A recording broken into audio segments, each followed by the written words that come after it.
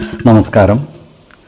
വേദാംഗ ജ്യോതിഷത്തിലെ അമൂല്യമായ അറിവുകളും ആധ്യാത്മിക ജ്ഞാന ഉപദേശങ്ങളും പകർന്നു തരുന്ന പ്രശാന്തം ആസ്ട്രോ ചാനലിലേക്ക് ഏവർക്കും സ്വാഗതം. ഈ ചാനൽ ഇതുവരെയും സബ്സ്ക്രൈബ് ചെയ്യാത്തവർ ഇപ്പോൾ തന്നെ സബ്സ്ക്രൈബ് ചെയ്യുക. നോട്ടിഫിക്കേഷൻ ലഭിക്കുന്നതിനായി ബെൽ ബട്ടൺ അമർത്തുമല്ലോ.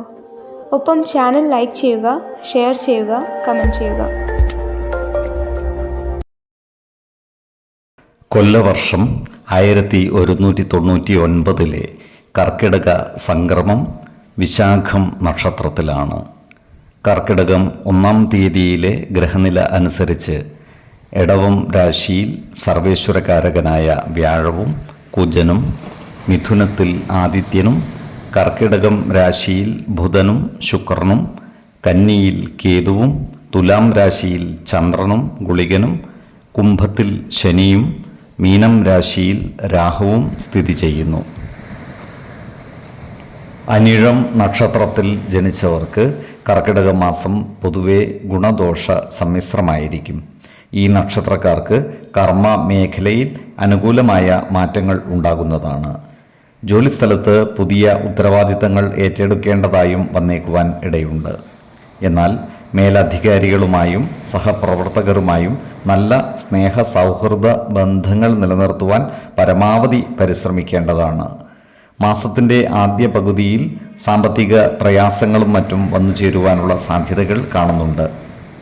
ഈ നക്ഷത്രക്കാർക്ക് ദാമ്പത്യ സുഖവും കുടുംബ സുഖവും ലഭിക്കുന്നതാണ്. ചില പ്രധാന രേഖകളും മറ്റും കൈവശം വന്നു ചേരുവാനുള്ള സാധ്യതകളും കാണുന്നുണ്ട്. ഈ നക്ഷത്രക്കാരായ വിദ്യാർത്ഥികൾക്കും മറ്റു പഠിതാക്കൾക്കും അനുകൂലമായ കാലമാണ്.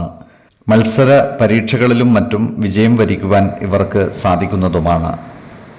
ജീവിത പങ്കാളികളുമായി ചില്ലറ ആശയക്കുഴപ്പങ്ങൾ വന്നു ചേരുവാനുള്ള സാധ്യതകൾ കാണുന്നുണ്ട്.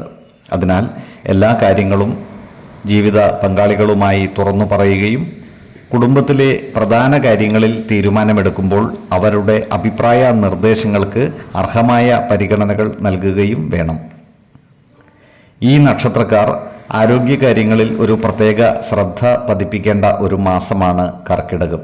പ്രത്യേകിച്ചും രക്തസമ്മർദ്ദത്തിന് സ്ഥിരമായി മരുന്ന് കഴിക്കുന്നവർ കൃത്യമായ വൈദ്യപരിശോധനകൾ നടത്തേണ്ടതും ഡോക്ടറുടെ നിർദ്ദേശമനുസരിച്ചുള്ള മരുന്നുകൾ മുടങ്ങാതെ കഴിക്കേണ്ടതുമാണ്. മാസത്തിൻ്റെ 2-ാം പകുതിയിൽ കാര്യങ്ങൾ കൂടുതൽ അനുകൂലമായി വരുന്നതാണ്. കർമ്മ പുരോഗതിയും സാമ്പത്തിക പുരോഗതിയും ആരോഗ്യ സൗഖ്യവും വർദ്ധിക്കുന്നതുമാണ്. ഈശ്വര കടാക്ഷത്താൽ എല്ലാ പ്രതിസന്ധികളെയും അതിജീവിച്ച് മുന്നോട്ട് നീങ്ങുവാൻ ഇവർക്ക് സാധിക്കുന്നതുമാണ്. 1, 16, 26 തീയതികൾ അനുകൂലമാണ്.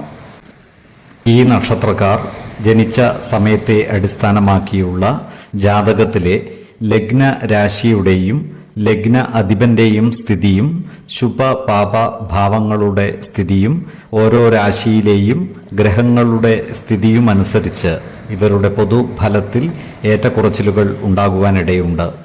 കുടുംബ ദേവതകളെയും ഇഷ്ടദേവതകളെയും ഉപാസിക്കുന്നത് ഇവർക്ക് ആയുരാരോഗ്യ സൗഖ്യമേകും.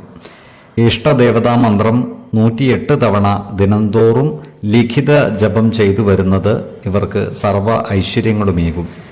നല്ല വ്യക്തി സാധനകളോടെയും ഉപാസനകളോടെയും മുന്നേറിയാൽ സർവേശ്വരാനുഗ്രഹത്താൽ ഇവരുടെ സർവകാര്യങ്ങളും മംഗളകരമാകും. നന്ദി, നമസ്കാരം. ജ്യോതിഷരത്നം പ്രശാന്ത് കണ്ണോം.